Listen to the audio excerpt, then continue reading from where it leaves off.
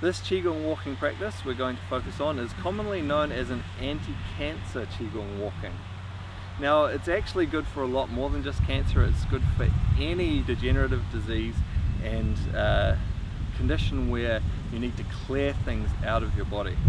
The reason it's known as an anti-cancer Qigong walking is because there was a Qigong teacher in the 70s in China whose name was Guolin, and she was very successful with a group of cancer patients who met together daily to practice this type of walking, and they had a much greater life expectancy than would be expected for people with their condition as a result of their regular practice of this type of walking. But again, you can use it for many different types of conditions, and even just as a way to help cleanse and renew your own energy. So different teachers of this type of walking you will see focus on different aspects of it. We're just going to cover a few of them now, and you can try it out for yourself and see how it feels. For this walking, we will start by getting a sense of the energy in our own center. We can do this by rubbing and so on, as we have in other practices. And once we've got a sense of that energy in our center, we'll just bring our hands out slightly, still feeling the connection between our hands and the energy in our center. We're then going to move our hands, we're going to turn our shoulders slightly, move our hands side to side, and we're going to let our arms swing a little bit, side to side, like this. So as we do that, one hand is coming up in front of the lower dantian, in front of the lower abdomen. The other hand is sitting down beside the outside of the thigh, and then we go across to the other side. So just side to side, and we're then going to put that in with our walking, of course, as we get moving. What we're doing here, this is very similar to what we've done previously with gather and disperse, except instead of just generally gathering the energy in front of us and dispersing it away, we're gathering it into the center of our body, and then when we disperse the energy, we're sending it down the outside of our leg, which is where our gallbladder meridian is. Now, the gallbladder is very important for detoxifying and breaking things down within the body. So we're gathering fresh energy in and then encouraging the breakdown and detoxification as we disperse the energy out, down through our leg and out.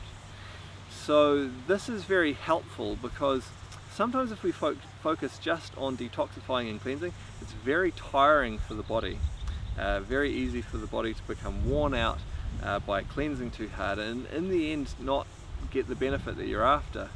By gathering in at the same time as you clean out, you're making sure you're getting the fresh energy you need to actually accomplish that detoxification.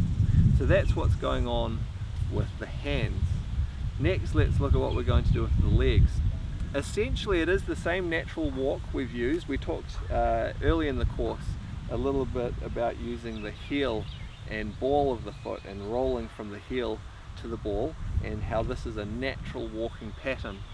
This exaggerates it a little bit, and it does it for a good reason, and I'll show you how it does it. Basically, as you step, you tap the ball of the foot beside your other foot, and then you tap the heel down, extended out in front of you, rock forwards, tap, tap, and that becomes your walking pattern. The reason it does this is it's to help the circulation of lymphatic fluid within the body. Sometimes walking around, if we don't fully extend and loosen our legs, we actually carry a residual tension as we walk around. I'm exaggerating a little bit. But we never fully relax the tissues, and this means that the fluids can't pump properly. Our lymphatic system is one of the systems important for carrying away waste products from the cells. Now, unlike the circulatory system of the blood, it doesn't have a pump like the heart pumping around to make it work.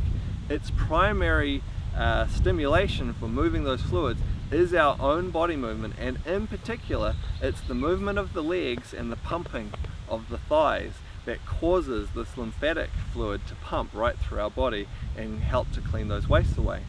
Now, if we are holding tension, that pump doesn't work properly and the fluids don't flow properly and flow out of our body, or flow through our body and to where they need to be cleaned, so those toxins can leave our body. So with this tapping movement, we're ensuring that there's a relaxation phase. It's a gentle stimulation to relax the tissues. So as we tap the ball of our foot, we get some relaxation in our quad, and then as we tap the heel of our foot, we get relaxation, a lengthening and relaxation in our hamstring. And so we're making sure that we're getting a contract release through the muscles of our legs, which will help those fluids to circulate and help us to clean things out of our body. So let's have a look at what the walking looks like all put together.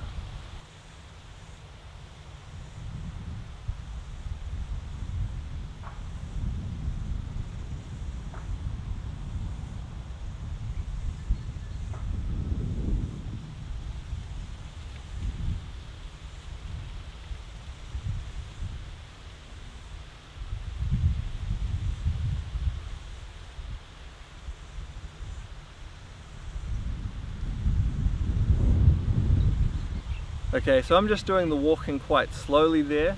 You can really get a rhythm with this as you get used to it, and you can walk much faster once you're into that rhythm. And another good Qigong walking practice for you to have a try and see how it makes you feel.